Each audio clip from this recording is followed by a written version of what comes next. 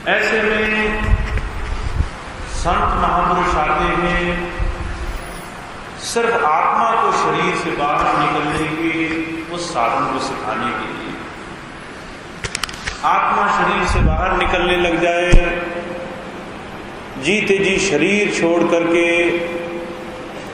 प्रभु घर आने जाने की कला को सीख ले। जिसने जीते जी ये साधन सीख लिया है वो मरते वक्त भी कर पाता है। जब अंत समय आता है उस वक्त सिर्फ उन्हीं की आत्मा शरीर से बाहर निकलती है जिन्होंने गुरु से प्रेम किया, जिन्होंने रोज रोज आत्मा को शरीर से बाहर निकाल कर देखा है, जिनका संतों महापुरुषों से प्रेम है, जिनका गुरु से प्रेम है, या फिर जो गुरु के बताए साधन से भजन सिमरन में रोज रोज लगकर अभ्यास करते हैं, रोज रोज शरीर को छोड़ने की कला को जानते हैं,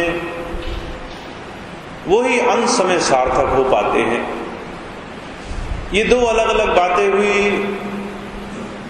शरीर छोड़ने के अभ्यास को रोज रोज करके देखना और शरीर छोड़ना, या फिर गुरु से इतना प्रेम करना कि आत्मा अपने आप शरीर से ऊपर की ओर खींचने लग जाए।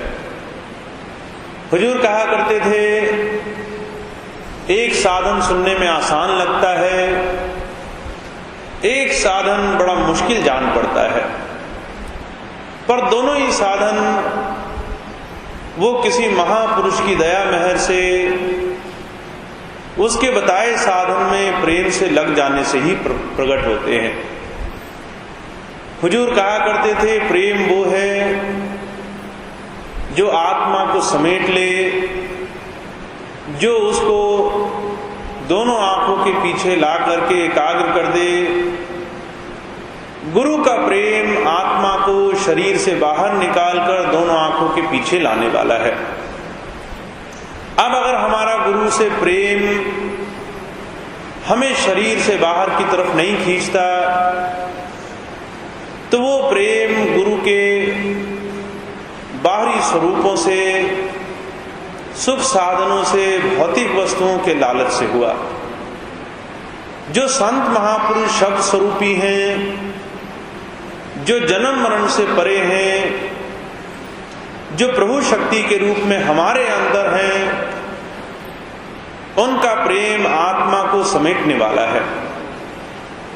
ये जो रास्ता है ये प्रेम से होकर, अभ्यास से होकर के जीवों ने संसार में सीखा है। तो जो कहा करते थे सबसे पहली और सबसे आखिरी बात सत्संगी के लिए क्या हुई, उसका गुरु से प्रेम हो। गुरु से प्रेम से मतलब सिर्फ इतना है उस हाजिर नाजिर, उस महान शक्ति से प्रेम हो जो तुम्हें हर पल हर घड़ी देखता है, जो तुम्हें हर जगह तुम्हारे ऊपर सच्चाई और उस सच्चे उपदेश के साथ जोड़ने का एक हमेशा से साधन बनाकर रखता है, जिसे सर्वव्यापी कहा गया, सर्वशक्तिमान कहा गया। उस गुरु से प्रेम माफ करना शरीर के स्तर से होना थोड़ा सा कठिन काम है। अगर हम अपने व्यवहारिक जीवन को देखें, हम इस बात से बार बार विचार करेंगे हमारा हमारे गुरु से बहुत ज्यादा प्रेम है, हम गुरु को बहुत प्यार करते हैं, फिर भरा प्रेम में क्या अंतर हो सकता है। हुजूर कहा करते थे जो हमारा प्रेम है वो शरीर, बाहरी रूप, रंग और बहुत कुछ बाहर हमारे दुनिया के काम बन जाने तक सीमित है। अगर आज हमारे मन का एक काम पूरा ना हो, वो प्रेम जो हम गुरु से करते हैं उसमें घृणा की भावना, ईर्ष्या, उसमें बैर विरोध की भावना, बुराई की भावना आने लग जाती है। वो प्रेम सच्चा नहीं जो सिर्फ दुनिया की चीजों के कारण रोज रोज बदलता रहे। प्रेम वो है जो तुमने अंदर बैठे उस गुरु महान शक्ति से किया है। ऐसा प्रेम संतों ने किया और उस प्रेम के कारण एक बड़ा भारी भय जीवों के अंदर हमेशा बना रहा। अगर हमने जीते जी नाम की कमाई नहीं करी, गुरु के साथ जीते जी नहीं जुड़े, तो अंत समय हम मौत की परीक्षा में फेल हो जाएंगे, जन्म मरण में आना पड़ेगा, फिर से जो है संसार के कष्ट भोगने पड़ेंगे।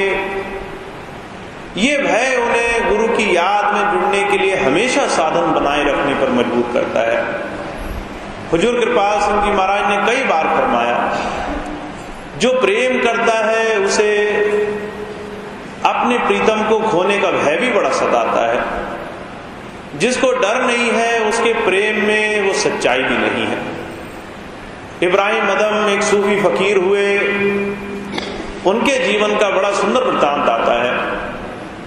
एक बार एक आदमी गया उनके पास, जाकर के कहने लगा, आपकी इतनी ख्याति है, लोग आपके नाम से, लोग आपकी तारीफ से, आपकी बड़ी बड़ी चमत्कारी शक्तियों से, आपके दर्शन करने के लिए लालायित रहते हैं। मुझे आज मौका मिला, आपके पास आया, आप मुझे कुछ ऐसा उपदेश करो जिससे मैं अपने जीवन को सार्थक कर सकूं। इब्राहिम कहने लगे, भाई मैंने ऐसा तुम्हें क्या बता दूंगा जो तुम पहले से नहीं जानते। वो कहने लगे, मैं अगर सच बताऊं तो कुछ भी नहीं जानता, जो भी कुछ कहोगे वो बात मेरे लिए कुछ न कुछ मार्गदर्शक बनेगी। इब्राहिम कहने लगे, मैं तुम्हें कुछ बातें बताता हूं, तुम गौर से अपनी गांठ बांध लेना। पहली बात उन्होंने बताई, कहने लगे, खुदा वो परमात्मा हाजिर नाजिर है, हम उसके बच्चे हैं, और ये जितनी भी दुनिया तुम देखते हो ये सब उसी की कायनात है, उसी का बनाया जगत है। परमात्मा ना होता तो काल भी नहीं होता, इसलिए कह सकते हैं ये सारी दुनिया परमात्मा ने बनाई है, उसी की ताकत, उसी के दम से सारी दुनिया बसी हुई है और वो सबको देख रहा है।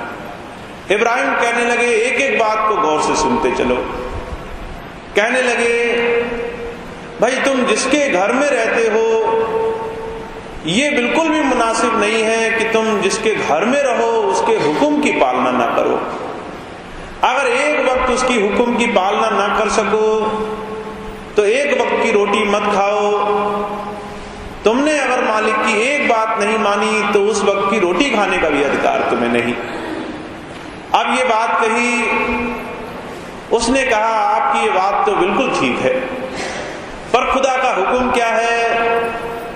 इब्राहिम कहने लगे, खुदा का हुक्म ये है, दुनिया में जाकर सिर्फ गुजारा करो। ये सिर्फ गुजारे के लिए तुम्हें दी गई है, जितने में तुम्हारा गुजारा चल सकता है उतने में गुजारा चलाओ, और बाकी वक्त तुम मेरी याद में, खुदा की याद में, परमात्मा की याद में लगा दो। जब ये बात कही तो उसे बड़ी शर्मिंदगी हुई। कहने लगा, मैं तो सारा दिन रोम रोम से दुनिया के पीछे दौड़ लगाता रहता हूं, मुझे तो भूल के भी उसकी याद नहीं आती, मैं तो उसका हुक्म बिल्कुल भी नहीं मान पाता। इब्राहिम कहने लगे, चलो तुम्हें थोड़ी सी आसानी किए देते हैं। अगर उसका हुक्म ना मान सको तो कम से कम ऐसा करो कि उसके सामने बैठ करके उसके हुक्म की तुम जो है अवहेलना मत करो, उस खुदा के सामने कोई गलती मत करना। अब ये बात सुनी तो वो शख्स कहने लगा, अभी तो आपने कहा वो सबको देख रहा है, कोई उससे छुपा नहीं, न दिन में न रात में, न सुबह में न शाम में, न दुनिया के किसी कोने में। जब वो सब जगह देख लेगा तो उससे बचकर मैं कहां गुनाह करूंगा। कहने लगे, जब तुझे मालूम है कि वो सब जगह देख रहा है तो ये भी मुनासिब नहीं है कि वो देखे और फिर भी गुनाह किया जाए। तीसरी बात कहने लगे, चलो आसानी करता हूं तुम्हारे लिए, अगर जो है उसके सामने जो है गुनाह करने में कोई जो है सूरत नहीं बचे तो एक बात मेरी मान लेना कि उसके घर में बैठ करके गुनाह मत करना। अब वो कहने लगा, अभी तो आपने कहा सारी दुनिया उसी की बनाई हुई है, ऐसी कौन सी जगह है जहां उस खुदा ने अपनी ताकत से अलग किसी और ताकत हाथ से कायनात रची है। सब कुछ तो उसी ने रचा है। अब कौन सी जगह ऐसी है जहां वो मुझे नहीं देख लेगा, जो उसके अधिकार में नहीं, जो उसने नहीं बनाई। कहने लगे जब तुझे मालूम है उसका हुक्म मानना जरूरी है, वो हर जगह देख लेगा, उसके घर में तू रहता है, फिर भी अगर उसके हुक्म की पालना नहीं करता तो फिर ये तेरे जीवन को धिक्कार है। चौथी बात कहने लगे, देख एक वक्त ऐसा आएगा जब तेरा शरीर छूटेगा, उस वक्त तेरे पास जम और जम के दूत आवेंगे। जब तुझे जबरदस्ती ले जाने को कहेंगे तो तू कहना थोड़ी देर ठहर जाओ, जरा तौबा कर लो, गुनाहों की माफी मांग लूं। जब ये बात कही तो वो कहने लगा, उस वक्त कौन मेरी सुनेगा? जब शरीर से मेरी जान निकाली जाएगी तो कहां तौबा करने का वक्त मिलेगा? ना जाने कितने गुनाह किए होंगे, उस वक्त क्या मौका मिलेगा कि मैं तौबा कर सकूं। कहने लगे जब तुझे मालूम है तौबा करने का वक्त वो काल नहीं देगा तो पहले से तौबा करके क्यों नहीं रखता? रोज रोज अपने गुनाह देखा कर, अपनी बुराइयां चुन चुन करके निकाला कर, ताकि रोज रोज इनसे तौबा करे, रोज रोज बुराइयों पर अंकुश कसे और रोज रोज अपने आप को अच्छा इंसान बनावे। कहने लगे एक बात चलो और किए देता हूं, जब जो है आखिरी वक्त आवेगा तो तेरे पास कुछ फरिश्ते भी आवेंगे, वो तेरे लिए रियायत का सामान रखेंगे, थोड़ी छूट रखेंगे। वो बस एक ही बात पूछेंगे, तेरा गुरु कौन है? उस वक्त जो है तो उन्हें धक्के मारकर निकाल देना कि क्या जो है बेकार की फजूल की बातें करते हो, मुझे गुरु करने की क्या जरूरत है, मैं तो बिना गुरु के अच्छा हूं। अब जो है वो कहने लगा, वो एक तो फरिश्ता आएगा मेरी संभाल करने के लिए, वो मुझसे पूछेगा तेरा गुरु कौन है। उस वक्त मैं उसे क्या जवाब दूंगा? उस वक्त उसे निकालने से तो मेरा ही नुकसान हो जाएगा। कहने लगे जब तुझे पता है गुरु की भी बड़ी भारी जरूरत है, वही तुझे पार करेगा। फरिश्ता सिर्फ एक ही सवाल पूछेगा, उसी से तेरा छुटकारा होना है, तो पहले गुरु की बात मानकर गुरु को जीवन में क्यों नहीं बना लेता? फिर कहने लगे चल एक बात और किए देता हूं, छठी और आखिरी बात ये कहता हूं, जब तेरी जान निकाल करके तुझे धर्मराज के दरबार में ले जाएंगे, वहां तेरा लेखा जोखा देखा जाएगा, अच्छे बुरे का हिसाब लगाया जाएगा, तो जो है तेरे खाते में गुनाह ज्यादा होंगे और अच्छाई बड़ी कम होगी। बुराई के बदले तुझे नरकों में धकेलने के लिए वो भेजेंगे। उस वक्त उन्हें सख्त मना कर देना कि मैं किसी की हुक्म की पाबंद नहीं हूं, मैं किसी का नहीं मानूंगा, मेरे हुक्म मेरे गुनाह चाहे जितने भी हों पर मैं बुराई में नहीं जाऊंगा। अब वो कहने लगा, आप तो ऐसी बात कहते हो जिस पर मेरा कोई भी बस नहीं चलता, वहां जाकर के कौन ये मना कर सकता है कि मैं तुम्हारे इस जोर जबरदस्ती से अपने गुनाहों की जो है सजा नहीं भुगतूंगा। इब्राहिम कहने लगे 6 बातें मैंने बताई, 6 बातें तुझे मालूम है। तुझे मालूम है खुदा का हुक्म मानना जरूरी है, वो तुझे हर जगह देख रहा है, तेरे घर में भी देख रहा है और तुझे बाहर भी देख रहा है। दुनिया में कोई जगह ऐसी नहीं जहां तू उससे बच करके अपनी दुनिया बसा सके, वहां गुनाह कर सके। तुझे मालूम है आखिरी वक्त आएगा, तौबा का भी जो है वक्त नहीं मिलेगा, अपने गुनाहों की माफी मांगने का भी जो है तुझे समय नहीं दिया जाएगा। फरिश्ते आएंगे, पूछेंगे तेरा मालिक कौन है, तूने कभी मालिक बनाया ही नहीं होगा।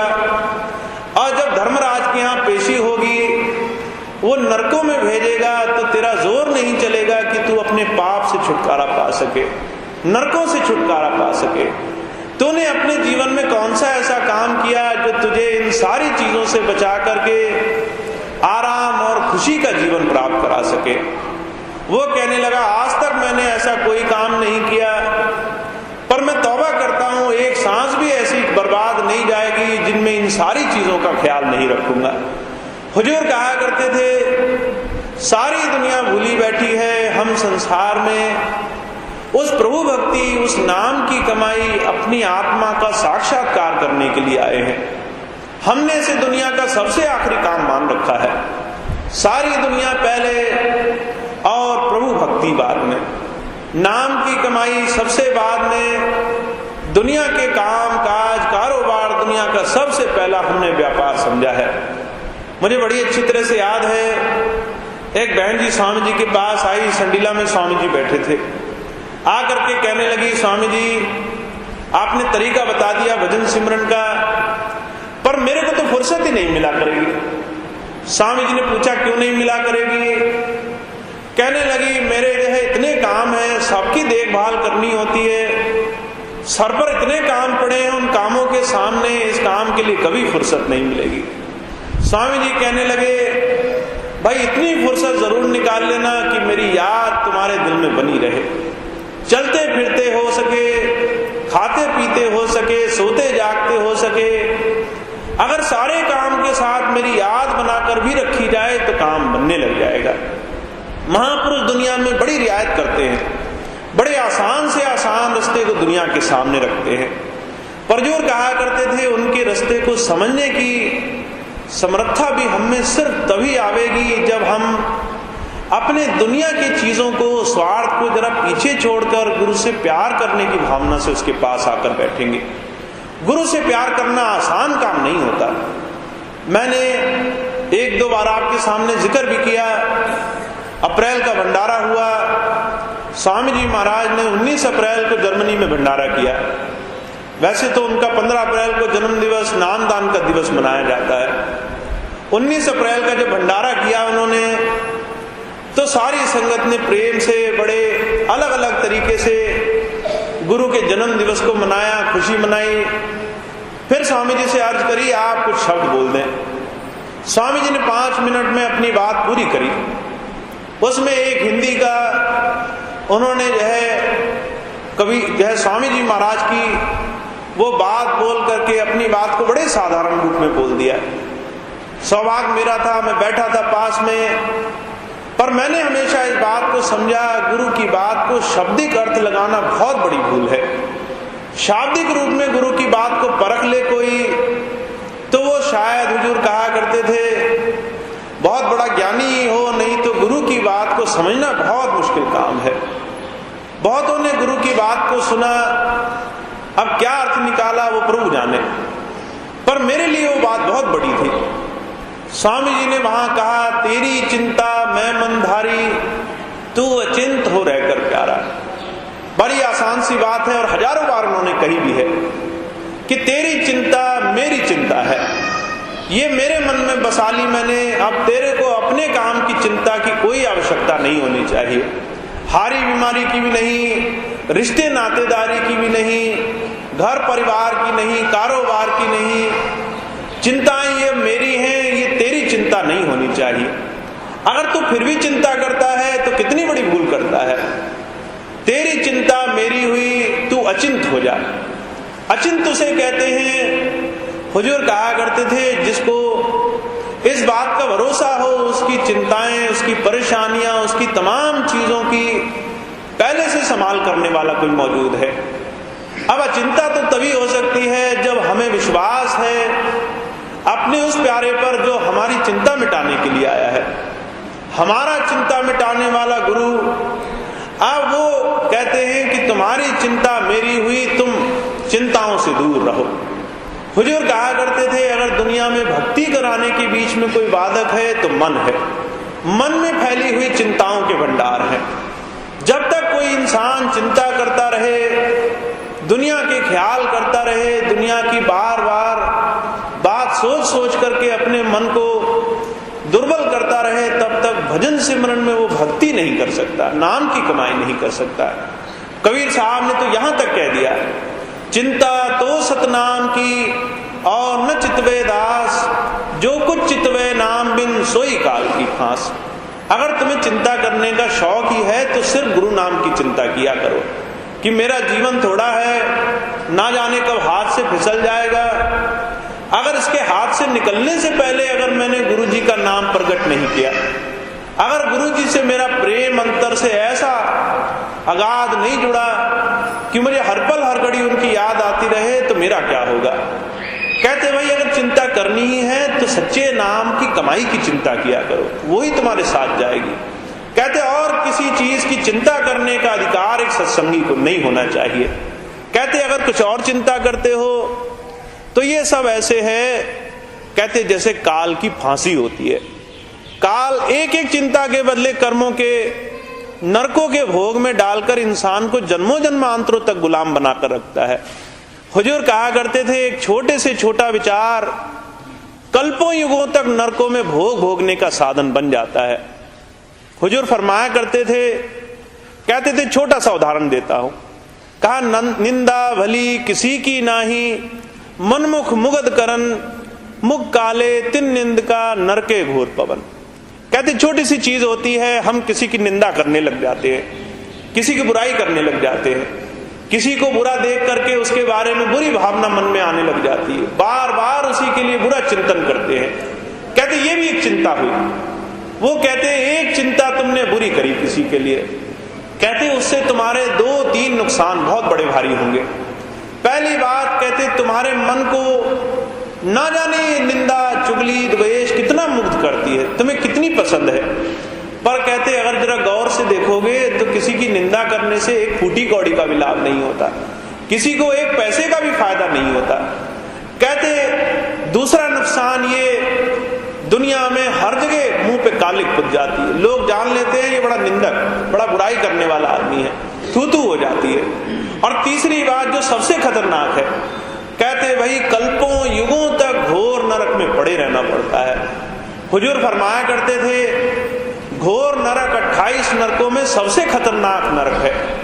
उसकी हालत यह है कि आत्मा को किसी गर्म पात्र पे रख करके ऊपर से गर्म रेत डाली जाती है और कल्पों युगों तक उसका जो है कष्ट से भोगना पड़ता है। अब कल्प कितना होता है? एक चौकड़ी युग, 4 युगों का एक चौकड़ी युग माना गया है। हम अभी कलयुग में रह रहे हैं, इससे पहले द्वापर, फिर त्रेता, उससे पहले सतयुग, ये चारों मिलाकर एक चौकड़ी युग हुआ और इसकी उम्र अरबों बरस की है। हुजूर कहते थे ऐसे 1000 चौकड़ी युग हों तो वो एक कल्प कहलाता है। एक कल्प तक कहते तुम्हें सिर्फ दूसरे की निंदा करने के लिए घोर नरक में सजा भुगतनी पड़ेगी, एक चिंता। तो हुजूर कहते भाई एक चिंता करी और उसके बदले इतना बड़ा भारी बोझ सर पर उठा लिया। तो स्वामी जी महाराज ने वहां कहा, मैं उनकी बात को अपने बड़े भारी गहन विचार के साथ आपके सामने रख रहा हूं। उन्होंने जो बात कही लोगों ने कैसी देखी वो जाने, पर उन्होंने एक एक बात जो कही वो मुझे अंदर बड़ी चुभी। मैंने देखा गुरु एक छोटे से शब्द में कितनी बड़ी बात कह सकता है, उसकी बात में कितना बड़ा संदेश हो सकता है। वो कहने लगे चिंता मत करो किसी की, चिंता मेरे ऊपर छोड़ दो और अचिंत हो जाओ। और क्या करो? कहने लगे सिर्फ गुरु से प्यार करो। अब ये शब्द उन्होंने 3 बार कहे, सिर्फ मुझसे प्रेम करो और सिर्फ प्रेम करो। अब जब ये बात मैंने सुनी गुरु से प्रेम करो, तो मैंने तो इसको दुनिया का सबसे खतरनाक काम माना। गुरु से प्रेम करना आसान नहीं होता।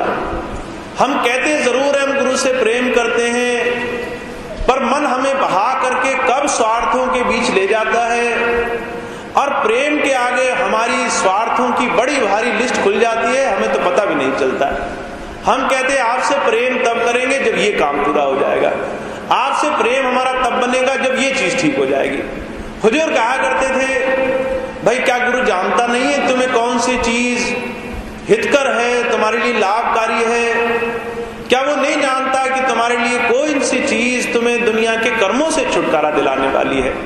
वो सब जानता हुआ भी एक बड़ा भारी सम्यक हर एक चीज में वो संतुलन बनाकर रखता है। वो कई बार कष्ट भी आने देता है, कई बार हमें परेशानियां भी भोगने देता है, कई बार हमें दुख में भी रहने देता है, क्योंकि वो दुख ना भोगे जाएं तो हमें कई बार उन दुखों के भोग जन्मों जन्मांतरों तक भोगने पड़ते हैं। हुजूर बाबा सावन सिंह जी महाराज के जीवन का किस्सा आता है। जब उन्होंने बाबा जयमल सिंह जी महाराज से नाम लिया तो नौकरी में रहा करते थे। नौकरी उनकी बड़ी अच्छी थी, इंजीनियर थे और सरकारी नौकरी थी। सर्वे करने का काम था कि लोग कैसे काम करते हैं। ठेकेदारों के ऊपर वो रहा करते थे और हर एक चीज का मुआयना किया करते थे। उन दिनों घोड़ों की सवारी बड़ी आम थी, घोड़ों पर सवार होकर के काम का मुआयना किया जाता था। घोड़े आम सवारी हुआ करते थे। बाबा जी को घोड़ा चलाना बड़ा पसंद था। एक दिन काम पर बैठे थे, ध्यान कहीं और था।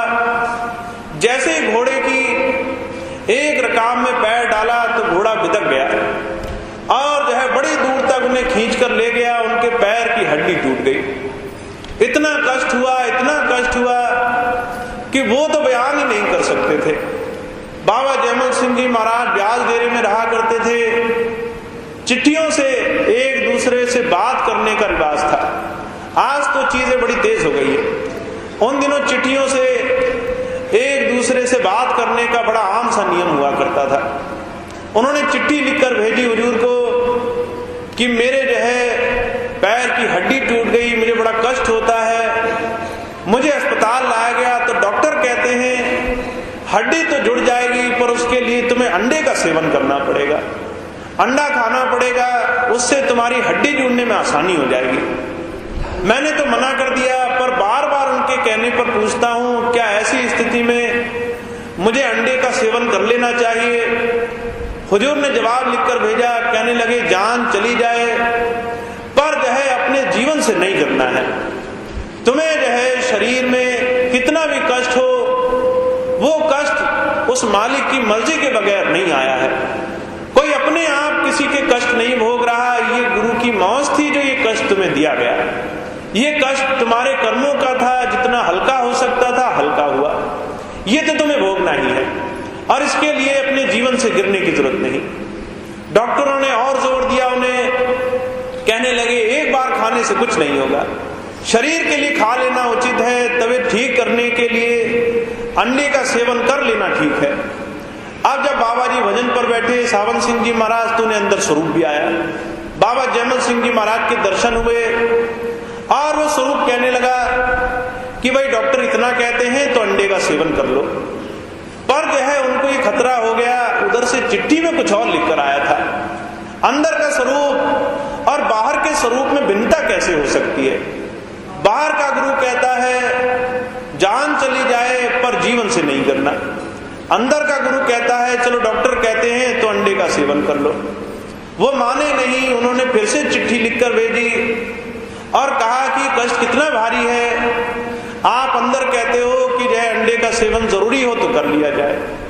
जब ये बात कही तो जयमल सिंह जी महाराज ने बड़े साफ लफ्जों में कहा वो मैं नहीं, काल था जो मेरा रूप बना करके आया और तुम्हें गिराने की कोशिश करी।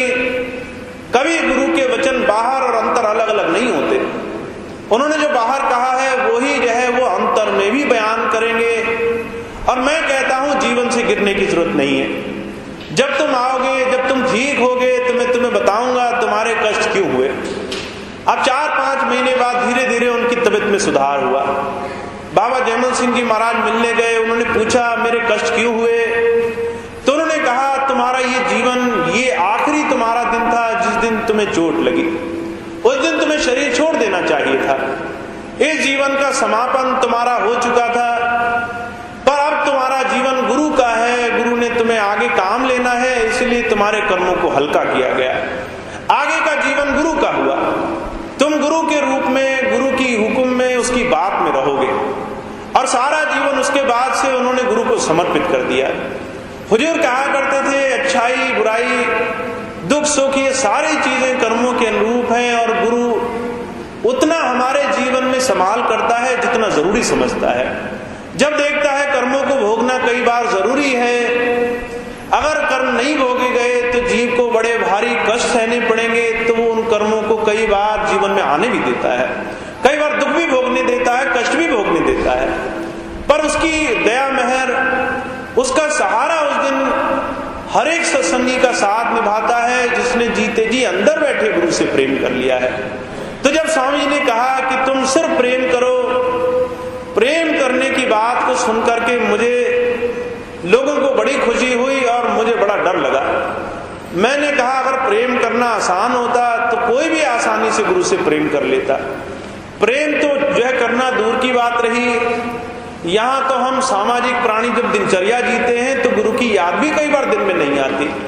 पूरा दिन गुजर जाता है, प्रयास करते हैं दिन की शुरुआत गुरु की याद से हो। 2-4 काम किए नहीं, दुनिया में जरा रमे नहीं, दुनिया का स्वाद जुबान को लगा नहीं और गुरु को कब का भूल गए। पता चला जब शाम हुई तो याद आई, अरे हमने तो ये विचार किया था हम सारे काम को गुरु की याद करके शुरू करेंगे। वो याद कहाँ गई, सारा दिन दुनिया के कामों में लगकर दुनिया के बने रहे। हुजूर कहा करते थे यहाँ याद भी आना बड़ा मुश्किल काम हो जाता है, हम तो याद भी नहीं कर पा रहे, प्रेम तो बहुत मुश्किल बात है। इसलिए मैंने हमेशा इस बात को समझा है, प्रेम करना सिर्फ एक घड़ी का सौदा नहीं, प्रेम करना जीवन भर गुरु की याद में लगकर रोम रोम घड़ी घड़ी सांस सांस से उसकी याद में लगे रहने का एक जो है जीवन भर का सौदा है। जितना जितना हम उसकी याद में लगते हैं उतना उतना हमारा प्रेम पक्का होता जाता है। पर फिर भी नहीं कहा जा सकता कि हमने अपने प्रेम को गुरु के लिए असीमित दायरे तक पहुंचा दिया है। हम इतना प्रेम करने लग गए कि दुनिया की सारी प्रेम की बातें उसके सामने फीकी पड़ेंगी। तो हुजूर कहा करते थे प्रेम करना ये नहीं कि तुम सिर्फ घड़ी दो घड़ी गुरु के पास आकर गुरु से प्रेम करना अपने आप को मान लो। प्रेम वो है गुरु अनुरूप जीवन बनाते चलो, गुरु की बात को जीवन में उतारते चलो और उसके हुक्म में रह करके उसकी याद में जितना हो सके अपना दिन का सारा सारा समय उसको समर्पित करते चलो। जब जब हम उसकी याद में रहते हैं, उसके ध्यान में रहते हैं, उसका ख्याल मन में बसा करके जीवन जीते हैं, तब तब गुरु की याद दुनिया की चिंताओं को काट देती है। दुनिया की मंशाएं, दुनिया के ख्याल हमारे हृदय में नहीं आते। तब तब हम अपने जीवन में नाम की कमाई के लिए सार्थक होने लग जाते हैं। तो माफ करना, संतों की बात में बड़ा अंतर से रहस्य का भंडार छुपा होता है। वो ये नहीं कहते आप भजन मत करो, वो ये नहीं कहते आप अभ्यास ना करो, पर वो ये जरूर कहते हैं कि हर एक चीज को सीढ़ी दर सीढ़ी एक एक दायरे को पार करते हुए अपने जीवन को गुरु अनुरूप बनाते चलो। भजन करना तब सार्थक होगा जब पहले तुम्हारी प्रेम, तुम्हारी याद गुरु से जुड़ने लग जाएगी। भजन करना सिर्फ बैठना तो है नहीं कि आप बैठे, आपने 2-4 घंटे गुजार दिए और आप अपने आप को भजन करना मानने लगे। भजन तो वो है अगर एक घड़ी भी तुम आंख मूंद कर बैठते हो तो तुम्हारे मन में सिर्फ गुरु की याद आने लग जाए। ये चीज बिना अभ्यास, बिना मेहनत और बिना गुरु की याद में लगे किसी की नहीं बनी आज तक। तो सबसे पहली चीज है गुरु की प्रीति हमारे मन में बसने लग जाए। गुरु का ध्यान जिस दिन हमारे मन में पक्का होने लग जाएगा, निस्वार्थ प्रेम होने लग जाएगा, हमारी उसके लिए निष्काम भक्ति होने लग जाएगी, उसकी याद सिर्फ गुरु के ध्यान को मन में बसाने, गुरु को अंतर प्रकट करने के लिहाज से होने लग जाएगी। उस दिन गुरु का प्रेम हमारी आत्मा को जो है खींचने लग जाता है, आत्मा सिमटने लग जाती है। सिर्फ गुरु का प्रेम करने से ही आत्मा सिमटने लग जाती है। बरेली का मैं एक जिक्र सुनाऊं आपको। हुजूर कृपाल सिंह जी महाराज के समय का जिक्र है। उनके समय में एक योगी, एक रिद्धि सिद्धि कमाने वाला साधु रहा करता था। खद्दू नारायण उसका नाम था।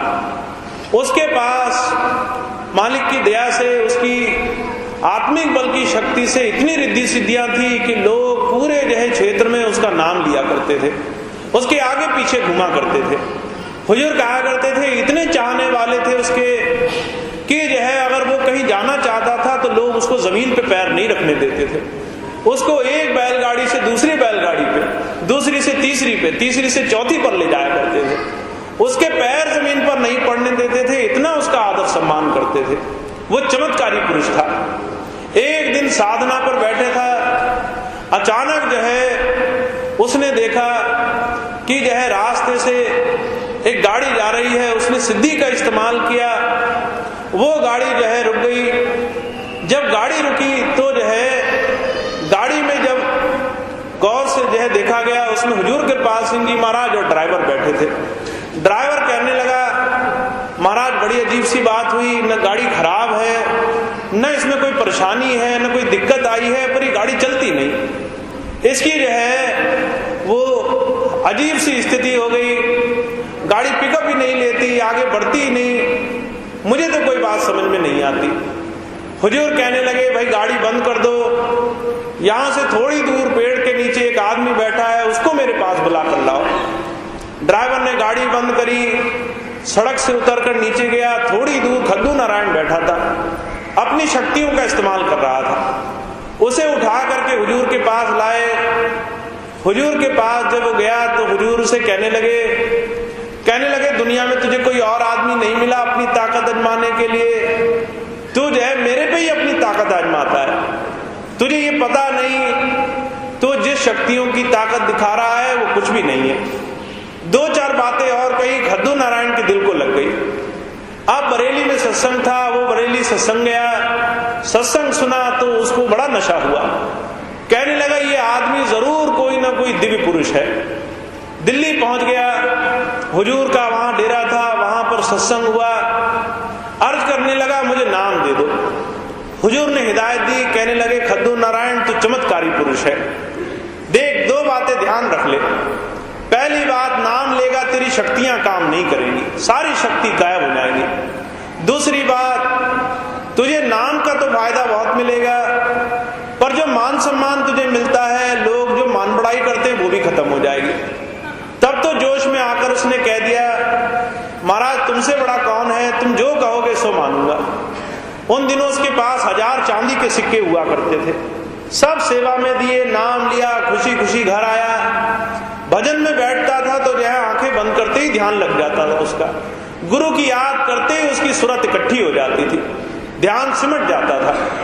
ऐसी हालत हो गई, बैठ भी नहीं पाता था, आंखें बंद भी नहीं करने पाता था, सिर्फ गुरु की याद करता था और उसको लगता था कि मैं अब गिरा कि तब गिरा, मेरी सूरत इकट्ठी होने लग गई। ऐसी हालत में उसे बड़ी परेशानी हुई। दिल्ली गया, दिल्ली जाकर हुजूर से कहने लगा जय। उससे पहले जब उसकी ऐसी हालत हुई, एक बार अचानक उसने कह दिया बैठे बैठे ऐसे स्वभाव में कि जब तक मैं बैठ भी नहीं पाता हूं तब तक आने लग जाती हो। उसने उन अंतर धाराओं को ऐसे कहकर बयान किया। कहने लगा थोड़ा बैठ जाने दिया करो, थोड़ा साधने हो जाने दिया करो, उसके बाद आया करो ताकि आराम से आनंद लूं अंतर धाराओं का। जब इतनी बात बोली, अगले दिन से वो अनुभव होना बंद हो गया। कई महीनों लगा रहा, बड़ा बैठता था, अनुभव होता ही नहीं था। बहुत परेशान, बड़ा बेचैन, गया दिल्ली हुजूर से मिलने। हुजूर से कहने लगा पहले जो है आपने इतनी दया करी, बिना बैठे मिलता था। एक दिन मेरे मुंह से जरा सा ये क्या निकल गया कि पहले बैठने तो दिया करो तब आया करो, तब से मेरा भजन ही बनना बंद हो गया। हुजूर कहने लगे लोग मांगते हैं उन्हें अंतर में दर्शन हो, अंतर में गुरु स्वरूप दिखाई दे, उनको अंतर में जो है उस प्रभु धारा से जुड़ने का साधन मिल जाए। जिसे मिल रहा है वो कहता है कि जरा जल्दी आ जाते हो, धीरे धीरे आया करो। अगर ऐसा बोलेगा तो जो है वो अंतर स्वरूप क्यों दिखाई देगा। अब भजन करना पड़ेगा, खूब खूब साधना करनी पड़ेगी, फिर जाकर के रास्ता खुलेगा। गुरु की दया रही, रास्ता खुला उसे। पर मेरे अर्ज करने का मतलब सिर्फ इतना था, अगर मन साफ हो, अगर गुरु का प्रेम मन में बसा हो तो आत्मा शरीर से जो है सिमट करके घड़ी भर में अलहदा होने लग जाती है। ये प्रेम की बड़ी भारी कसौटी है। मैं ये नहीं कहता आप प्रेम नहीं करते, पर मैं ये कहता हूं आप जितना प्रेम करते हो उससे संतुष्ट होना काफी नहीं है। प्रेम की परिभाषा ऊंची है। गुरु से प्रेम असीमित दायरे तक पहुंचना चाहिए, और इस प्रेम के लिए 2 चीजों को जीवन में इस्तेमाल करने में परहेज नहीं करना चाहिए। पहली बात, जिससे हम प्रेम करते हैं उसकी बात मानने में हमें एक घड़ी का भी परहेज ना हो। ईसा मसीह ने कहा if you love me keep my commandments, अगर तुम मुझसे प्यार करते हो तो मेरी बात भी मानने में तुम्हें कोई गुरेज नहीं होगा। तुम्हारी जान चली जाएगी पर तुम कहोगे कि मैं तो गुरु की बात के बगैर नहीं जी सकता। गुरु जिससे हम प्रेम करते हैं उसकी बात मानने से भी हमें परहेज नहीं होगा। तो पहली बात, जिससे प्रेम करते हैं उसकी बात माने, उसके अनुरूप जीवन जिए, उसके हुक्म के मुताबिक जीने वाले बने।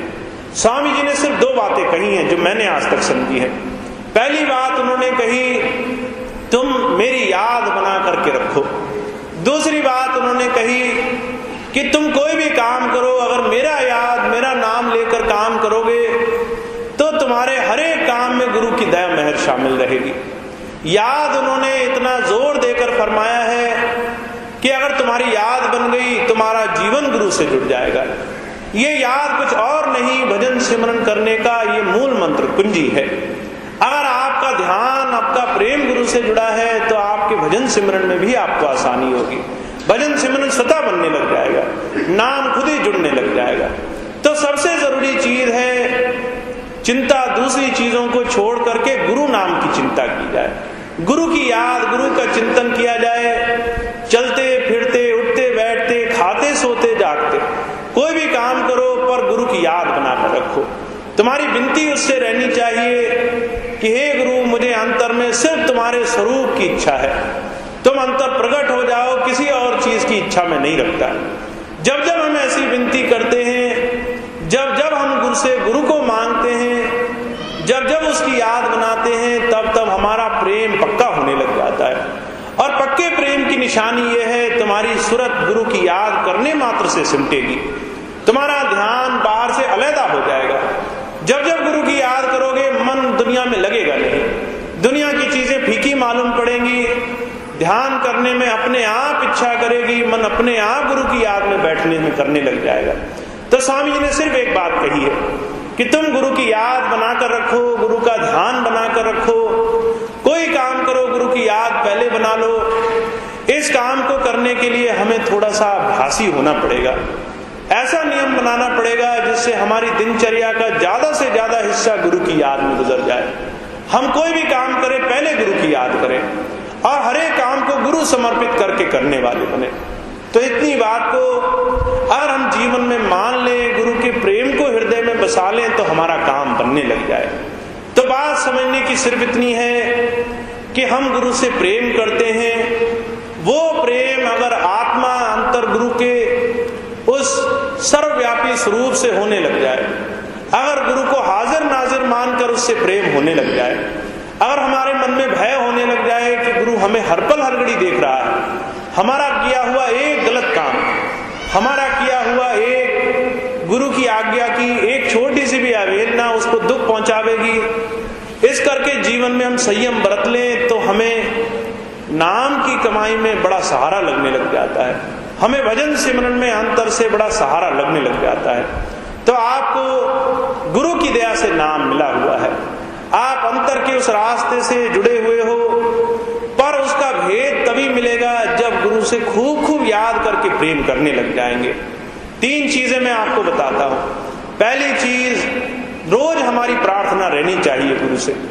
दूसरी बात, गुरु की याद के सहारे हमारा दिन का ज्यादा से ज्यादा वक्त गुजरना चाहिए, ज्यादा से ज्यादा समय गुरु की याद, गुरु के प्रेम और गुरु से गुरु को मांगने में गुजरना चाहिए।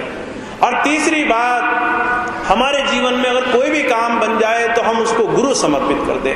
हमने अपनी मर्जी से, अपनी ताकत से कुछ नहीं किया, आपने कराया तो काम हो गया, आपने दया करी तो काम हो गया। हम इसको कभी नहीं कर पाते, इस करके सारी चीजों को गुरु को समर्पित करते चलो। जब जब ये काम करते चलोगे, अपने आप एकांतवासी बन जाओगे, अपने आप तुम्हें दुनिया के लोगों से अलग हट करके एकांत में गुरु नाम की कमाई करने की इच्छा होने लग जाएगी, अपने आप भजन सिमरन में चाव बनने लग जाएगा। तो आपको गुरु नाम का सहारा मिला है, बस इसको थोड़ा नियम और अभ्यास में ढालना है, थोड़ा थोड़ा अपने रोजमर्रा के जीवन में इसका नियम बना लेना है। आप जितना जितना नियम बना लोगे, उतनी आसानी से आपका भजन सिमरन बनने लग जाएगा। तो ये कुछ बात थी जो मैंने आपके सामने रखी। स्वामी जी की बात का ये थोड़ा सा सार मैंने आपके सामने बताया है, पर हर एक बात आपको समझ में तब आएगी जब गुरु की बात को आप खुद मंथन करोगे, उसको खुद मतने वाले बनोगे। आपने हजारों हजारों बात गुरु की सुनी है, किसी एक बात को पकड़ करके उसका मंथन करने लग जाओ। आखिर इन बातों को क्यों कहा गया, इनके पीछे उद्देश्य क्या था, उनकी बात की गहराई क्या है, जरा इस बात को आत्मिक स्वरूप में समझने का प्रयास ज्यादा करें, बजाय शाब्दिक अर्थ निकालने के। जब जब गुरु की शब्दों की आत्मा को समझ लोगे, तब तब गुरु नाम की कमाई के पारंगत बन जाओगे।